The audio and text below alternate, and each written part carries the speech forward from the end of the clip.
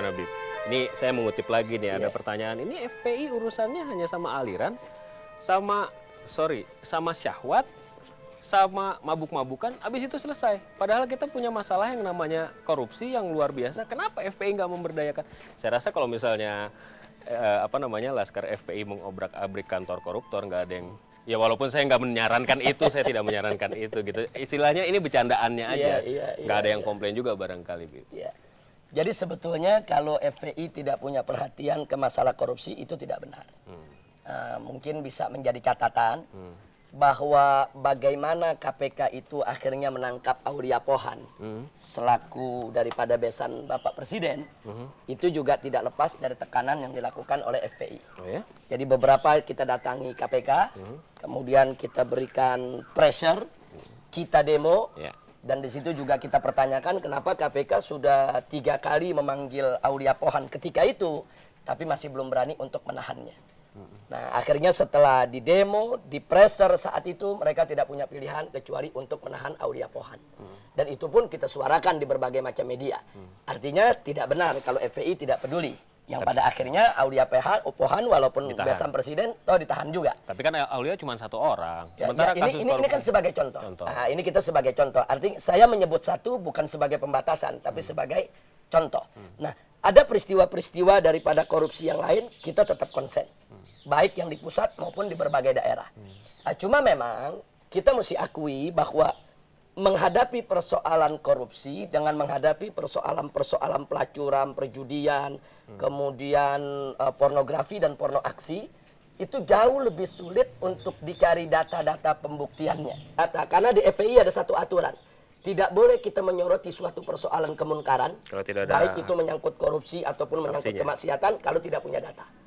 Jadi kalau konon katanya atau hanya karena berdasarkan berita media, itu tidak boleh kita ikut mengangkat bicara. Tapi saya prihatin tuh kalau misalnya FPI mengatakan bahwa spesialisasi mereka adalah hanya pelacuran. Saya tidak katakan hanya. Saya tidak katakan hanya. Karena kan Islam itu selama kan ini betul. Selama ini yang digeluti oleh FPI dari semenjak lahir memang di bidang itu.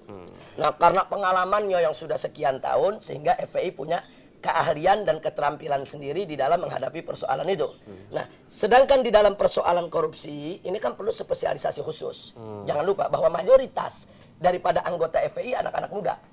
Anak-anak muda, usia-usia produktif, usia-usia sekolah, ada yang SMA, ada yang baru kuliah. Sehingga mereka banyak yang belum punya pengalaman kalau untuk menghimpun data investigasi yang sifatnya perbankan. Akan ke sana nggak arahnya atau administrasi? Ya, artinya akan ke sana nggak arahnya atau kita berhenti sampai itu aja? Pernah suatu ketika kita diajak dialog oleh kawan-kawan dari IKW. Nah, kemudian juga kawan-kawan waktu itu dari yang dipimpin oleh Pak Bursa sebelum jadi ketua partai. Beliau punya satu kumpulan itu. LSM Humanika kalau nggak salah. Komunika. Nah, kita pernah dialog ke sana. Kita ajak mereka. Mereka kan ajak kita untuk punya perhatian terhadap korupsi. Kita katakan oke. FPI siap turun, FPI siap demo, FPI siap melakukan pressure terhadap urusan-urusan korupsi, tapi kita minta data. Turun. Ini ngomong bayaran menarik nih soalnya. FPI tidak pernah bisa dibayar.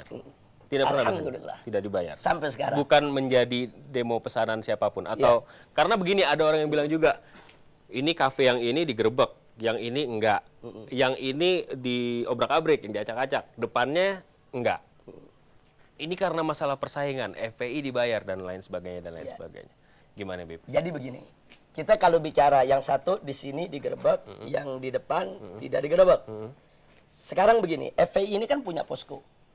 Katakan kalau kita lihat di wilayah Pasar Minggu ya, ada posko Jagakarsa seberang, ada posko Poltangan seberang sini. Mereka berhadap-hadapan ini. Posko ini sudah mendapat dukungan masyarakat untuk menutup diskotik dan tempat-tempat maksiat. Mereka bekerja. Baru seminggu yang lalu ada 8 diskotik ditutup di wilayah Jagakarsa. Itu yang nutup FPI itu? Ya tutup masyarakat. Oh, masyarakat. Karena FPI bergerak didukung oleh masyarakat. Diketahui oleh polisi nggak? Loh, mereka yang tutup semua. Polisi, Satpol PP, semua mereka yang tutup. Kita lakukan secara prosedur. Tapi di seberangnya ada beberapa diskotik yang masih buka belum ditutup. Kenapa? Ini udah beda kecamatan. FPI juga bergerak. Nah, bukan. Artinya begini, karena FPI yang ada di kecamatan sana, dia tidak boleh bergerak di kecamatan sini. Ini urusan yang lain lagi. Ini urusan ada poskonya lagi. Nah, posko yang di seberang sini tidak bisa bergerak kalau tidak didukung masyarakat. Jadi persoalannya bukan persoalan yang di sono bayar, yang di sini nggak bayar.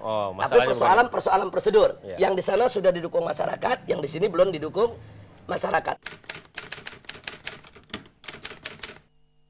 Satu, Pak Alvito, mesti kita garis bawahi, kalau kita bergerak di satu tempat tanpa dukungan masyarakat, itu bisa memicu konflik horizontal.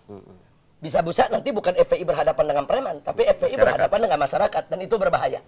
Ini menarik nih, di depan kita ada apa ini namanya? Posyandu ini apa? Pemeriksaan USG, kehamilan dan kandungan. Gratis nih? Gratis. Jadi kebetulan ada salah seorang akhwat kita, Dr. Haja Ira Simatupang, SPOG, beliau spesialis kebidanannya.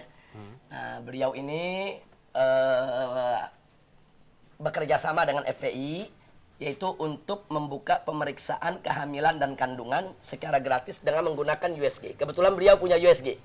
Nah, beliau punya alatnya canggih, baru, setiap hari Kamis jam 7 sampai jam 9. Ini buat warga Petamburan aja apa? Tidak, semua. Jadi ada yang dari Tanah Abang, ada yang dari Palmera, jadi bebas. Kalau saya dari Marunda gitu datang ke sini boleh, gratis. kenapa tidak? Kita layani. Yang penting kita jam 7 sampai jam 9. Kalau orangnya membludak banyak, maka yang setelah jam 9 kita tutup, sisanya kita berikan nomor.